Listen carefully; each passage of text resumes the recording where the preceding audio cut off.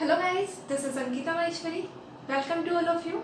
Today I am going to start Organic Chemistry of Class 11th. Class 11 Organic Chemistry का first chapter है Some Basic Principles and Techniques. Class 10th में हम carbon पढ़ के आए और हमें पता है कार्बन की 4 वैलेंसी होती है, यानी कि कार्बन 4 बॉन्ड बना सकता है। साथ ही साथ कार्बन अदर कार्बन एटम के साथ जुड़ करके एक लॉन्ग कार्बन चेन बनाने की टेंडेंसी रखता है।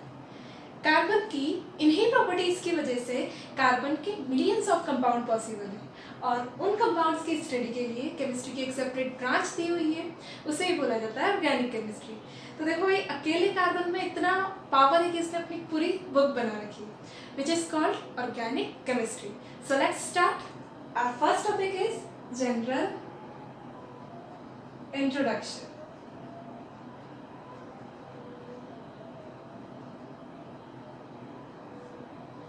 अराउंड 1780 जितने भी कंपाउंड्स थे उन कंपाउंड्स को उनके सोर्सेज के बेसिस पे मेनली 2 पार्ट में डिवाइड किया गया। एक्चुअल में उस टाइम ये माना जा रहा था कि जितने भी ऑर्गेनिक कंपाउंड्स थे उनको ऑब्टेन करने के 3 मेजर सोर्सेज थे।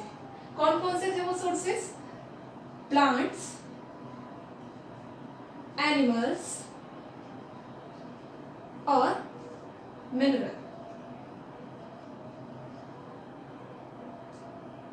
तो वो कंपाउंड जो कि मिल रहे थे प्लांट से या एनिमल से, उन कंपाउंड को बोल दिया गया ऑर्गेनिक कंपाउंड। क्यों बोला गया ऑर्गेनिक कंपाउंड? क्योंकि ये जो कंपाउंड्स थे ये मिल रहे थे ऑर्गेनिज्म से, लिविंग बीइंग से, और जो कंपाउंड मिनरल से मिल रहे थे उन्हें बोल दिया गया inorganic compound.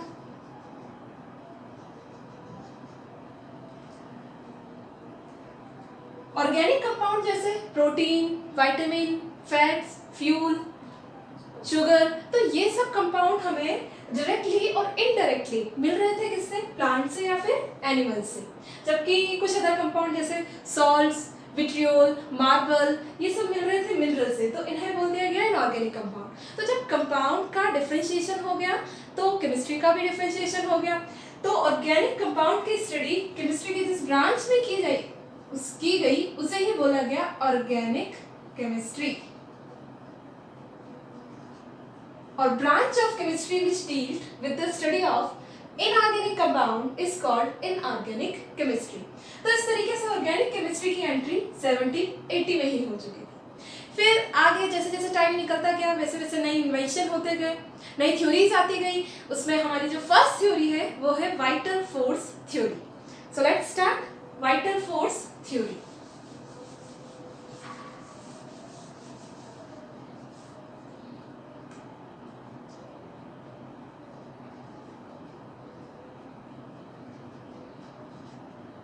This theory was given by the great scientist Berzelius। और बर्जीलियस ने अपनी ये थ्योरी दी थी 1815 में। और बर्जीलियस ने अपनी इस थ्योरी में ये बोला कि जितने भी ऑर्गेनिक कंपाउंड्स हैं उन ऑर्गेनिक कंपाउंड्स को लेबोरेटरी में प्रिपेयर नहीं कर सकते, क्योंकि उन कंपाउंड में कुछ मिस्टीरियस फोर्स होते हैं, मतलब कुछ जादू टोना होता है, इसीलिए इन कंपाउंड्स को लेबोरेटरी में प्रिपेयर नहीं कर सकते। इन्होंने बोला कि ये जो ऑर्गेनिक कंपाउंड है ये गॉड गिफ्टेड है, ये नेचर से मिलेंगे और आपको कहीं से नहीं मिल सकते। और जो ये मिस्टीरियस फोर्स है इन्हीं फोर्सेस को बर्जीलियस ने बोला वाइटल फोर्स। ये थ्योरी काफी टाइम तक चली भी सही, बट इन 1828 एक केमिस्ट थे वोहलर अपनी केमिकल रिएक्शंस कर रहे थे और अपनी केमिकल रिएक्शंस में उन्होंने 2 प्योर इनऑर्गेनिक कंपाउंड्स लिए। जो 2 प्योर इनऑर्गेनिक कंपाउंड्स थे वो थे ammonium chloride and potassium cyanate. दोनों की रिएक्शन करवाई उन्होंने।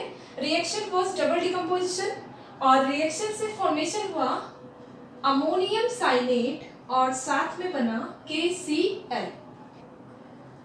तो ये बना हुआ जो अमोनियम साइनेट है, इस अमोनियम साइनेट को हीट करवाने पे ये रीअरेंज हुआ और रीअरेंज होकर के इसने फॉर्मेशन किया यूरिया का।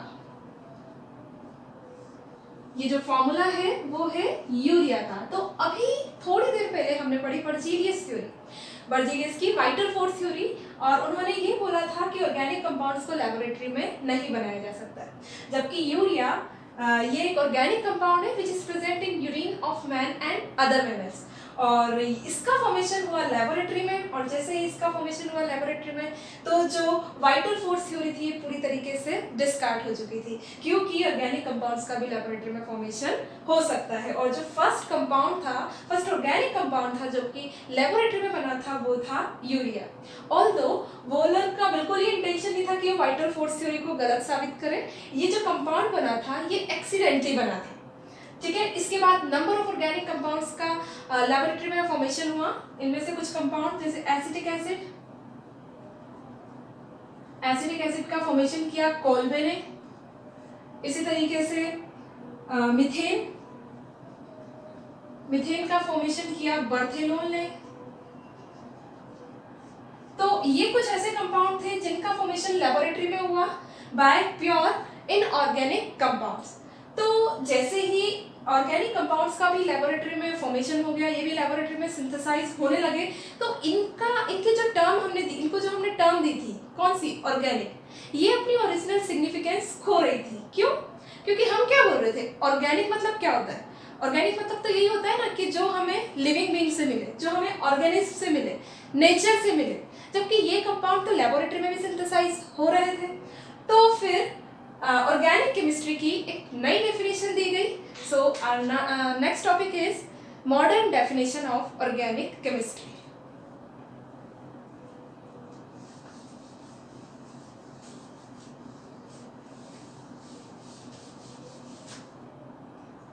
Modern definition of organic chemistry. ये देखा गया कि जितने भी ऑर्गेनिक कंपाउंड्स, चाहे से वो लेबोरेटरी में सिंथेसाइज हो रहे हो या फिर उन्हें नेचर से ऑब्टेन किया जा रहा हो, उन सभी कंपाउंड में एक चीज सिमिलर थी और वो था कार्बन और हाइड्रोजन। जितने भी कंपाउंड्स थे उनमें कार्बन और हाइड्रोजन तो प्रेजेंट होंगे ही से। कार्बन और हाइड्रोजन के अलावा अदर एलिमेंट्स जैसे कि नाइट्रोजन, सल्फर, ऑक्सीजन, फास्फोरस, ये भी प्रेजेंट हो सकते हैं, बट कार्बन और हाइड्रोजन तो प्रेजेंट होंगे ही से। सो जो नई डेफिनेशन दी गई वो क्या थी? It is the branch of chemistry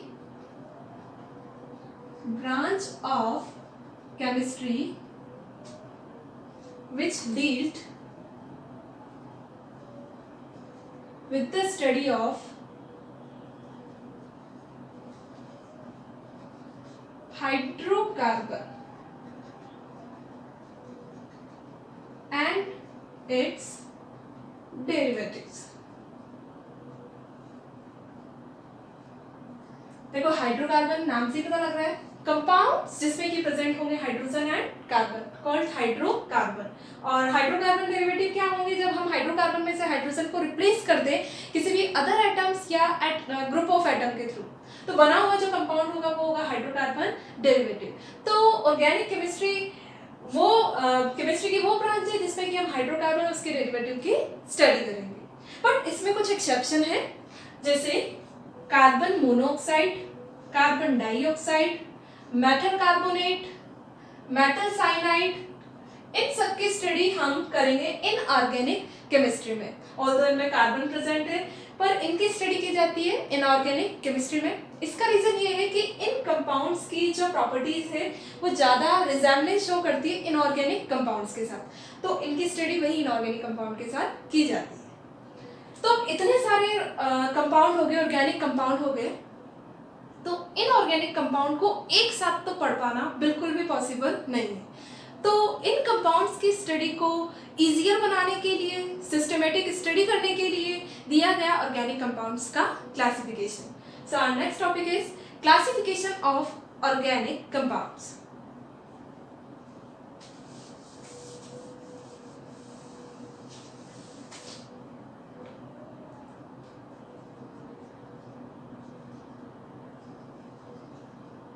Classification of organic compounds। जितने भी ऑर्गेनिक कंपाउंड्स थे उन ऑर्गेनिक कंपाउंड्स को मेनली ब्रॉडली डिवाइड किया टू पार्ट। देखो कुछ कंपाउंड्स इस तरीके के थे और कुछ कंपाउंड इस तरीके से मिल रहे थे। देखो दोनों कंपाउंड्स में डिफरेंस क्लियर है कि कुछ कंपाउंड ऐसे थे जिसपे कि कार्बन कार्बन के जो टर्मिनल है वो एक दूसरे से जुड़े हुए नहीं थे, और कुछ कंपाउंड्स ऐसे थे जिसमें कि कार्बन टर्मिनल आपस में जुड़ करके एक साइकिल लाइक स्ट्रक्चर बना रहे थे इस तरीके से। So on the basis of that criteria जितने भी ऑर्गेनिक कंपाउंड्स थे उन ऑर्गेनिक कंपाउंड्स को ब्रॉडली टू पार्ट्स में डिवाइड किया। First is open chain compound, open chain compound या फिर इन कंपाउंड को एलिफैटिक कंपाउंड भी बोला जाता है। दूसरे क्लोज्ड चेन कंपाउंड या फिर इन्हें साइक्लिक कंपाउंड में बोल सकते हैं, cyclic compound. Open chain compound में देखो इस तरीके से आपको स्ट्रेट चेन भी दिखाई दे सकती है, या फिर इन कंपाउंड्स में इस तरीके से ब्रांच भी निकली हुई हो सकती है।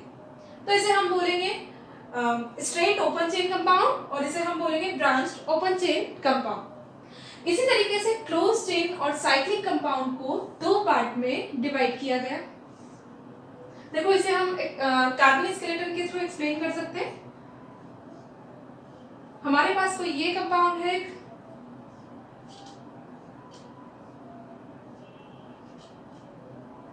और कोई ये वाला कंपाउंड दे दिया है।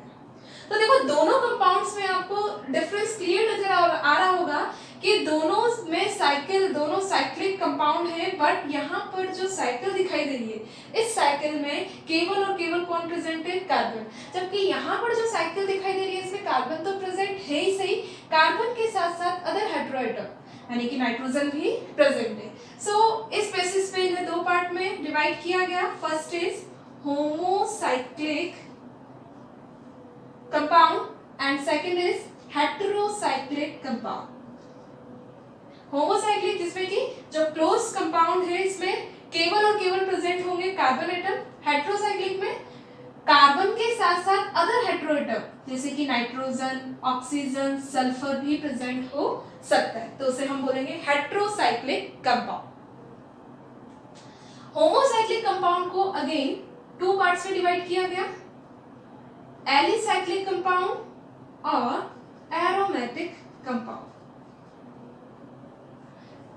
एलिसाइक्लिक कंपाउंड वो साइक्लिक कंपाउंड है जिनकी प्रॉपर्टीज रिजेम्बलेंस शो करती है एलिफेटिक कंपाउंड के साथ। फॉर एग्जांपल साइक्लोप्रोपेन, साइक्लोब्यूटेन, इस तरीके से। ठीक है, यहाँ पर इन कंपाउंड्स को एलिफेटिक नाम क्यों दिया गया है?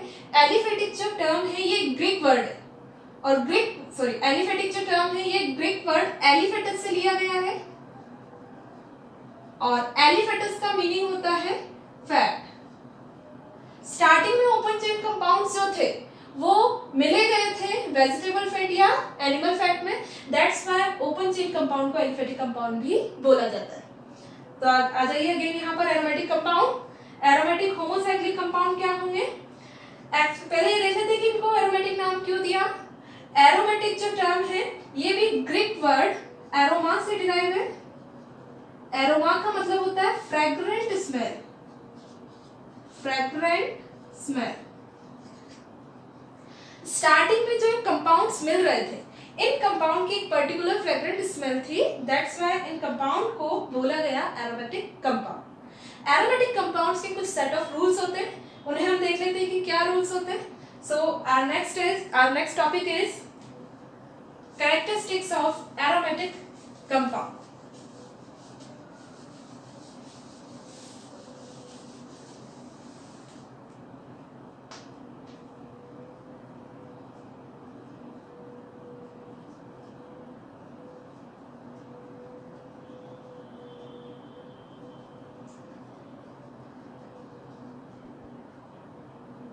क्या क्या कैरेक्टरिस्टिक्स होने चाहिए, क्या क्या रूल्स होने चाहिए एरोमेटिक कंपाउंड्स के लिए? First, compound must be cyclic. Cyclic तो होगा ही सही क्योंकि हम बात ही किसकी कर रहे हैं, साइक्लिक कंपाउंड की। Second, compound must be conjugated.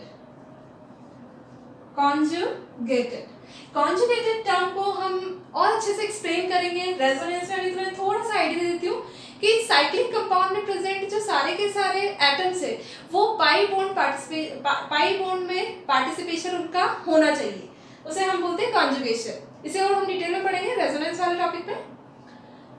Next, third, compound must contain 4n plus 2 pi electron and this rule is called Huckel's rule। यहाँ पे जो n दिखाई दे रहा है, n कोई भी नेचुरल नंबर हो सकता है, 0, 1, 2, 3 एंड सो ऑन। जैसे इस फॉर्मूले में अगर हम n की वैल्यू 0 रखते हैं तो हमारे पास आ जाएगा 2 पाई इलेक्ट्रॉन। अगर n की वैल्यू हम 1 रखते हैं तो आएगा हमारे पास 6 पाई इलेक्ट्रॉन्स। अगर n की वैल्यू हम 2 रख देते हैं तो हमारे पास आता है 10 पाई इलेक्ट्रॉन्स। तो यहाँ पर n सिंपली क्या है, नेचुरल नंबर है। और अगर n की वैल्यू हम 0 रखते हैं तो 2 पाई इलेक्ट्रॉन, 1 रखते हैं तो 6 पाई इलेक्ट्रॉन, 2 रखते हैं तो 10 पाई इलेक्ट्रॉन, 3 रखते हैं तो 14 पाई इलेक्ट्रॉन एंड सो। ठीक है, यहाँ पर n का मतलब ध्यान रखना कि केवल नेचुरल नंबर है। ऐसे किसी भी कंपाउंड को देखकर आप n को आइडेंटिफाई नहीं कर सकते हो कि आपको ये कंपाउंड दे दिया गया इसमें आप n ढूंढ रहे हो कि n कहाँ है, तो वो आपको नहीं मिलेगा। देखो इस कंपाउंड में कैसे हम पता लगाएंगे कि हकल रूल को फॉलो कर रहा है नहीं कर रहा।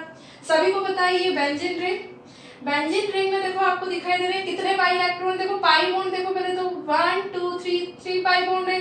एक पाई बॉन्ड में 2 पाई इलेक्ट्रॉन होते हैं, तो टोटल कितने पाई इलेक्ट्रॉन हो गए, 6 पाई इलेक्ट्रॉन। इसके पास 6 पाई इलेक्ट्रॉन है, यानी कि ये कौन से रूल को फॉलो कर रहा है, हकल रूल को फॉलो कर रहा है। क्योंकि हकल रूल में भी जब n की वैल्यू 1 होती है तो कितने पाई इलेक्ट्रॉन होते हैं, 6 पाई इलेक्ट्रॉन होते हैं। तो इस तरीके से ये कुछ कैरेक्टरिस्टिक्स है एरोमेटिक कंपाउंड। तो ऑर्गेनिक कंपाउंड के क्लासिफिकेशन को हम इस चार्ट की हेल्प से भी एक्सप्लेन कर सकते हैं। जितने भी ऑर्गेनिक कंपाउंड्स हैं उन कंपाउंड्स को ब्रॉडली डिवाइड किया गया 2 पार्ट्स में, open chain compound and close chain compound. Close chain को अगेन 2 पार्ट्स में डिवाइड किया गया, होमोसाइक्लिक एंड हेटेरोसाइक्लिक।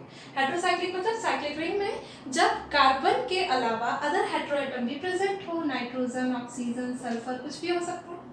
होमोसाइक्लिक को अगेन 2 पार्ट में डिवाइड किया गया, एलिसाइक्लिक एंड एरोमेटिक। एलिसाइक्लिक के एग्जांपल की जब हमने बात की थी साइक्लोप्रोपेन, साइक्लोहेक्सेन। नाउ एरोमेटिक को अगेन हमने 2 पार्ट में डिवाइड किया है, इट इज बेंजीनॉइड और नॉन बेंजीनॉइड। बेंजीनॉइड जो टर्म है ये बेंजीन से रिलेटेड है। तो ऐसे एरोमेटिक कंपाउंड जो कि बेंजीन की तरह दिखते हो, बेंजीन के रिश्तेदार हो, उसे हम बोलेंगे बेंजीनॉइड। देखो फॉर एग्जांपल खुद बेंजीन। इसके अलावा अगर हमने देखो बेंजीन रिंग में इस तरीके से OH जोड़ दिया, फिनोल हो गया, या बेंजीन रिंग में एक और बेंजीन रिंग फ्यूज कर दी, इसे हम बोलते हैं नेफ्थलीन। तो कहने का मतलब जो बेंजीन की तरह दिखे, बेंजीनॉइड। नॉन बेंजीनॉइड क्या होगा, जो बेंजीन की तरह बिल्कुल ना दिखे।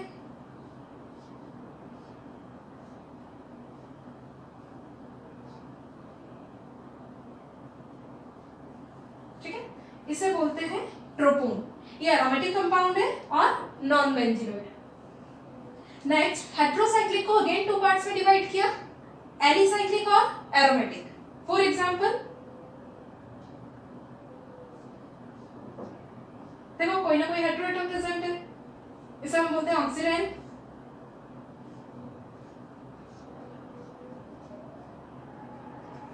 इसे हम बोलते हैं टेट्राहाइड्रोपिरोल। और एक और इसका बहुत अच्छा एग्जांपल है, this is tetrahydrofuran, THF। Aromatic जैसे पायरिडीन, पिरोल,